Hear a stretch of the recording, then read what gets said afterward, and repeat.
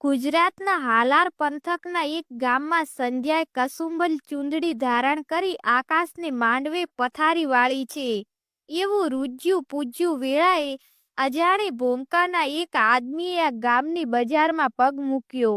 ઘેરદાર ચોરણો ઉપર આછી પછેડીની ભેંટ, પાસાબંધી કેડિયું ઉપર 24 આંટાની ગોળ પાઘડી, દાઢી મૂછના કાતરામાં કાબર ચિત્રી પ્રોઢતા કળાય છે.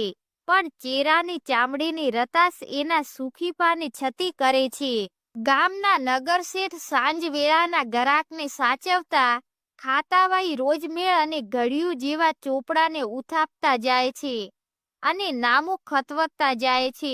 ગામમાં શેઠનો કરિયાણા ગંધિયાણાનો બહોળો વેપાર અને ગામના દાનસ્તા વેપારીની એની છાપ, એટલે સાંજના હાટાણાની ગરાકોની ગીંગ જામી છે. શેઠ ગરાકોની ઘેરામાંથી પેલો પાઘડીવાળો આદમી આગળ આવીને બોલ્યો, એક જણને થાય એટલું સીધું તોડી દો ને. સાવ અજાણ્યો સ્વર સાંભળીને શેઠની નજર દુકાનના બાર શાક બણી મંડાણી. ચોપડામાં વચ્ચે ટચલી આંગળી ટેરવીને ચશ્માને ખૂણેથી ઊંચી થયેલી એક જ નજરે આંગતૂકના ગજને માપી લીધો. થી માથા સુધીના પહેરવેશ અને ચહેરાની ખુરશી ઉપરથી ચતુર વણિકે અનુમાન કર્યું કે આ માલધારી સોરઠનો જોવો જોઈએ. આમ કેણી પાથી આવો છો ભાઈ? શેઠે આંગતૂકની ઉપર માયાભરી આંખ ટેકાવી. બહુ આગેથી શેઠ, ગીરના નેહડેથી આવતલે ટૂંકો જવાબ આપ્યો. ઓહો, અમારા હાલારમાં? હા, બળદો વેચવાના હતા. વેચાઈ ગયા? હા. જ્ઞાતિએ? દેવી પુત્ર છું. મારું નામ શામતભા. હવે શેઠ ગાદીએથી ઊભા થયા. આ પંથકમાં કોઈ સગું સાગવું છે ભાઈ? સગું તો માતાજીનું નામ શેઠ, પણ રાંધતા આવડે છે હો. તઈને ચારણ હસી પડ્યો. અરે દેવી પુત્રને હાથે રાંધવું પડે? શેઠે ચોપડાની દોરો બાંધી અને પોતાના દીકરાની સામું જોયું. સંસ્કારી વાણિયાનો દીકરો આંખની ભાષા સમજી ગયો. હા બાપુજી, હમણાં કેવરાવી દઉં. દીકરાએ હળવું હસીને ટૂંકમાં જવાબ આપ્યો. શેઠે શામતભાનો હાથ પકડ્યો.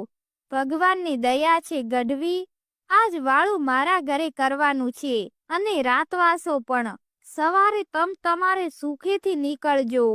ગઢવીને શેઠની વાણીમાં આખા હાલરની ખાનદાની દેખાણી. આ પંથક એને હરખાળો ભાષ્યો. પરાણે બાવડું પકડીને શેઠ આ ગઢવીને પોતાના ઘરે લઈ ગયા.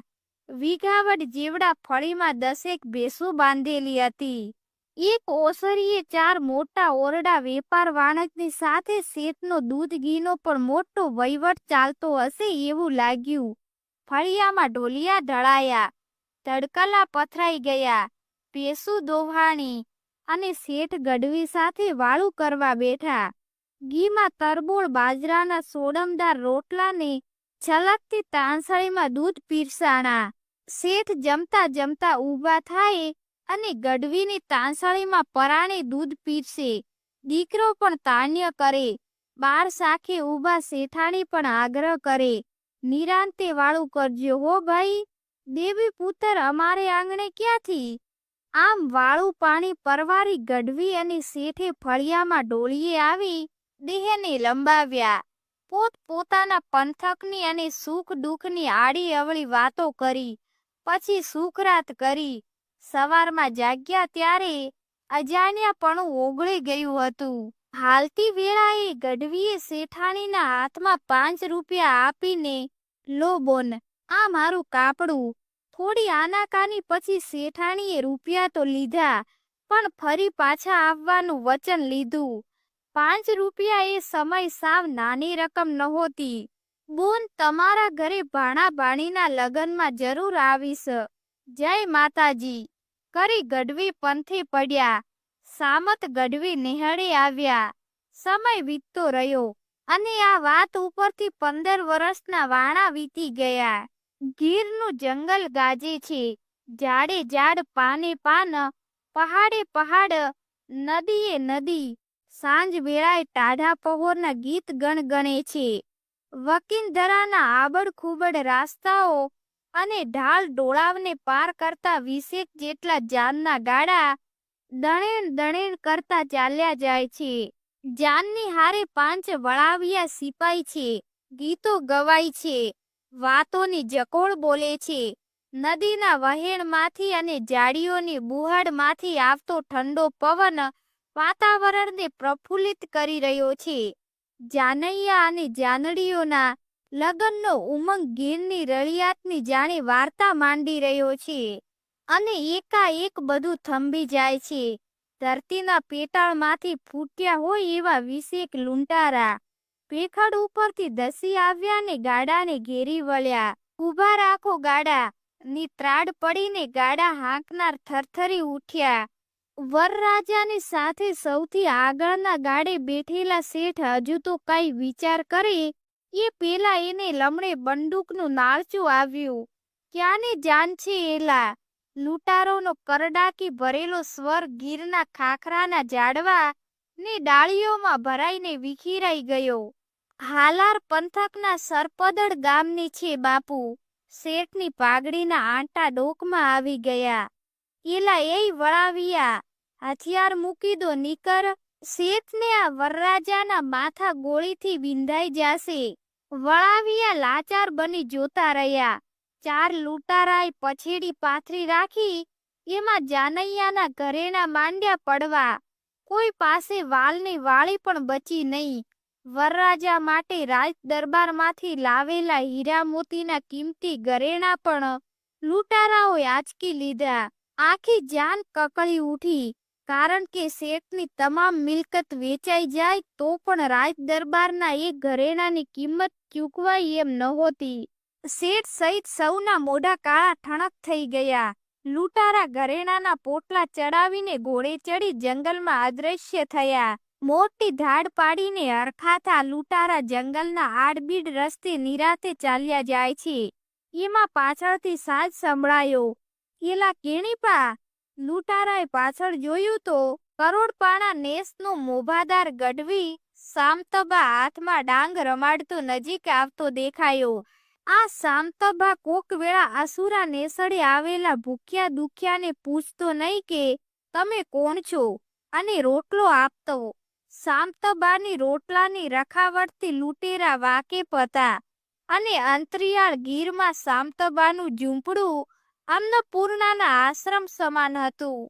આ લૂંટારાએ પણ ઘણીવાર પોતાના પેટની આગ શેકી હતી એટલે ગઢવી પાસે છુપાવવાનો કોઈ અર્થ નહોતો.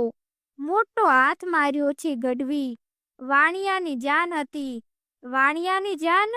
ગઢવીને કપાળે કરચલી પડી. કયા ગામની? હાલાર પંથકના સરપદડની. હે? સામતબા સમસમી ગયા. ઈ તો મારા ભાણાની જાન. રાખો રાખો. સામતબા નાતે વાણિયા વેપારીને પાછા ક્યાં આવ્યું સરપદડ? ઈ વળી તમારો ભાણો ક્યાંનો? એવો કયો નાતો? રોટલાનો ભાઈ, રોટલાનો. ખરે ટાણે જે આ પેટની આગ ઠારે એની હારે સંબંધમાં નાત જાત નો આવે. અને ઈ શેઠાણી તો મારા ધરમના બોન. મારે કાપડું કરવું પડે. કાંઈક ફોડ પાડો ગઢવી. અને ગઢવીએ 15 વર્ષ પેલાની વાળુવાળી રાતની વાત કરી. વાત સાંભળીને લૂંટારાની કઠણ છાતીમાં પણ પરોપકારની સરવાણી ફૂટી. સામતબાને ખભે હાથ મૂકીને લૂંટારો બોલ્યો, વાત જો રોટલાના રખાવટની હોય ને ગઢવી, તો કોક દી વેળાક વેળા રોટલો તો મેં પણ તમારો ખાધો છે. ભલે તમને ખબર નહીં હોય, પણ ઉપરવાળાએ આજ મને રોટલાનું ઋણ અદા કરવાની વેળા આપી છે. ઈ કેમ જવા દઉં? લ્યો આ તમારા ભાણાની જાનના ઘરેણા. જાઓ સોંપી દો. ઘરેણાનું પોટલું હાથમાં આપીને લૂંટારા ઘેરની જાડીઓમાં ઓગળી ગયા. ઉતરેલે મોઢે ધીમે ધીમે ચાલતી જાનના ગાડા ગીરના ઉબડ ખાબડ રસ્તે હવે હોશ વગરના ચાલ્યા જાય છે. થોડીવાર પેલાનો ઉમંગ અને ઉસરંગ ઓગળી ગયો છે. બળદનો ગુગરમાળ પણ હવે જાણે લગન ગીતના છોરને બદલે મરસિયાનો સૂર રેલાવી રહ્યા છે. એવામાં પાછળથી સાજ સંભળાયો, શામળજી શેઠ, લૂંટારાના અવાજથી ફફડેલા જાનૈયાના કાળજા ફરી થડકી ગયા. મૂંઝાશો માં બાપ, લ્યો આ તમારા ઘરેણા પહેરી લ્યો કહીને સામતબા આગળ આવ્યા. તમે કોણ ભાઈ? કહીને શેઠ ગાડેથી નીચે ઉતર્યા. જાનૈયાને ભગવાને વહાર કર્યો હોય એમ હરખાતા પોતપોતાના દાગીના પહેરવા લાગ્યા. મને ન ઓળખ્યો શેઠ? ગઢવી બે ડગલા આગળ આવ્યો ને શેઠે એને નીરખીને જોયો. ઓ સામતબા ગઢવી, તમારે આંગણે મેં રોટલો ખાધો છે, યાદ આવ્યું? અને શેઠે ગઢવીને પોતાની બાથમાં લઈ લીધો. ગઢવીએ ઘરેણા પાછા કેમ આવ્યા એની માંડીને વાત કરી અને શેઠને કહ્યું, રોટલો દેવાનું નીમ તો મેં તમારા ઘરેથી જ લીધું હતું બાપ, અને એનું વળતર પણ આજ તમને જ મળ્યું. અરે તમે તો મારો રોટલો લાખનો કરી દીધો ગઢવી, કહીને શેઠે ગઢવીને ફરી પાછો બાથમાં લઈ લીધો. હવે તો મારે પણ ભાણાભાઈની જાનમાં આવવાનું છે હો બોન, પણ પેલા આ ગરીબને નિહાળે લાપસી ખાઈને પછી જવાનું છે. અને શામજી શેઠના દીકરાની જાનના ગાડા ગઢવીના નિહાળા બાજુ વળી ગયા.